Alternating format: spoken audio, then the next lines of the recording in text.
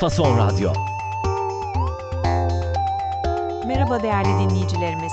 Bugün 8 Nisan 2026 Çarşamba. Bakü stüdyosundan herkese merhaba.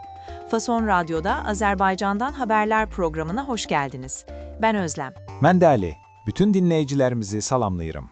Ali, bugünkü notlara şöyle bir göz gezdirdim de güne hüzünlü bir anmayla başlıyoruz.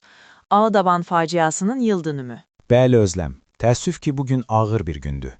34 il əvvəl 1992-ci il aprelin 8-nə keçən gecə Kəlbəcər rayonunun Ağdaban kəndində erməni silahlı qüvvələri tərəfindən dinc əhaliyə qarşı qətliam törədilib. Day.net saytının yazdığına görə həmin gecə çoxlu sayda kənd sakini vəhşicəsinə qətlə yetirilib və kənd tamamilə yandırılıb. Çok acı. Hayatını kaybedenlere rahmet diliyoruz. Notlarda bir sonraki haber Tiflis'ten. Haydar Aliyev Kültür Merkezi inşaatı için 5 ailenin mülküne el konulacakmış. Bəli, Gürcüstanın paytaxtı Tbilisinin mərkəzində tikiləcək Heydər Əliyev Mədəniyyət Mərkəzi üçün 5 ailənin əmlakının məcburi ictimai ehtiyac əsas gətirilərək müsadirə edilməsinə qərar verilib. Bu xəbərin mənbəyi Meydan.tv'dir. Onu da qeyd edim ki, daha müxalif mövqeyli bir media orqanıdır. Bir dakika, müsaade edilecek ne demek Ali? Yəni əllərindən alınacaq, kamulaşdırılacaq. Mülk sahibləri ilə razılığa gələ bilmədikləri üçün dövlət bu yola əl atıb. Anladım. Bizdeki kamulaştırma yani. Zorunlu kamu ihtiyacı gerekçesi de bana nedense çok tanıdık geldi. Notlarda yine Avrupa İnsan Hakları Mahkemesi kararları var. Dünkü yayınımızda da gazeteci Hatice İsmailova davasından bahsetmiştik. Yine bir gelişme var sanırım.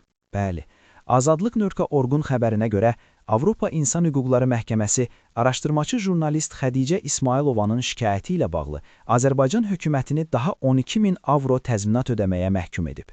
Qərar, jurnalistin şəxsi həyatına müdaxilə və şantajla bağlı yerli məhkəmələrin təsirli bir araşdırma aparmaması ilə əlaqədardır. Həmçinin eyni mənbədən bir başqa xəbərə görə Azadlıq Radiosu Abzas Media işi üzrə həbsdə olan jurnalist Fərid Mehralızadənin dərhal azadlığa buraxılmasını tələb edib. Anlaşılan basın özgürlüğüyle ilgili davalar Azerbaycan gündeminde yerini koruyor. Yine dün konuştuğumuz bir konu vardı. Sumqayıt'taki başörtüsü tartışması. Orada yeni bir gelişme var mı? Xeyr, hələlik səlahiyyətli orqanlardan rəsmi bir açıqlama gəlməyib. Ancaq Azadlıq.org-un yazdığına görə sosial şəbəkələrdə və ictimaiyyət arasında müzakirələr davam edir. Peki dün yine haberini verdiğimiz İstanbul'daki o üzücü olay, İsrail Başkonsolosluğu yakınlarındaki çatışma, yeni detaylar var mı? Bəli, Azadlıq.org-un son məlumatlarına görə silahlı atışmada bir təcavüzkar öldürülüb, 2 təcavüzkar yaralı olaraq tutulub. 2 polis əməkdarının da yüngül yaralandığı bildirilir və saxlanılanların sayı 5'e çatıb. Anladım. Bu kadar gergin haberden sonra birazcık iyi bir haber var mı notlarında? Şöyle içimizi açacak. İqtisadiyyatdan bir xəbər var.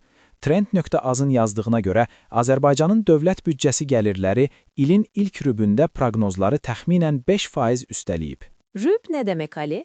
Çeyrək, yəni ilin ilk 3 ayında gəlirlər gözləntidən daha yüksək olub. Harika. En azından ekonomiden iyi haberler geliyor. Son olarak da Bakülülere bir uyarın var sanırım. Bəli, Azəridaz İstehsalat Birliyi xəbərdarlıq edir ki, sabah, yəni aprelin 8-i saat 10-dan etibarən Bakının Binəqədi rayonunda aparılacaq təmir işləri ilə əlaqədar 23.000-dən çox abonəçinin qaz təchizatı müvəqqəti olaraq dayandırılacaq. Vay, 23.000'den fazla abone. Büyük bir kesinti. Umarız işler çabucak hallolur. Ali, bugünkü detaylı notların için çok teşekkürler. Mən təşəkkür edirəm Özlem. Fason Radyo'da Azerbaycan'dan haberlerin bugünlük sonuna geldik. Yarın yine aynı saatte buluşmak üzere. Hoşça kalın.